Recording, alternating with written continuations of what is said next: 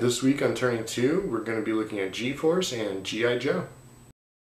G-Force, a movie about a special team of hamsters that work for the FBI, Jerry Bruckheimer production, is actually okay. The first act of it is reasonably exciting and kind of entertaining, and it just hits a wall once they get caught and sent to a pet store and just kind of bogged down on typical kind of kiddie stuff that a Disney kids movie does.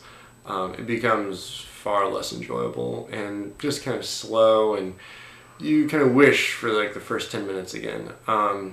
Ultimately, it's like a 3.5. It's bearable, take your kids to it, it'll be fine.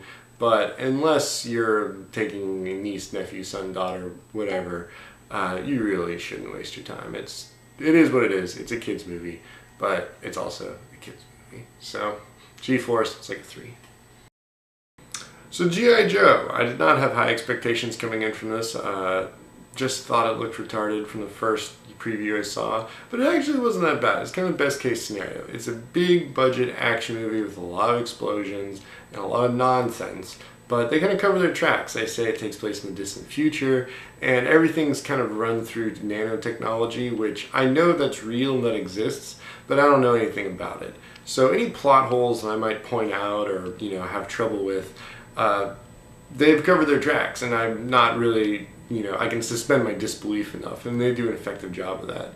Other than that, it's just an action movie. It's just, running around, and Eiffel Tower's getting blown up, and there's an evil organization of all these bad guys who are bad because they want to be bad, and there's good guys who are American, for the most part, and it's, standard fare. Something I did like about it, more than Transformers 2 and Star Trek, was that Marlon Wayans, who I don't think is very funny, was the only guy really delivering one-liners, or he was the comedic relief. In other movies, everybody's a comedian, everybody has their 2 cents about what's funny and delivering these different lines, and it's so hilarious.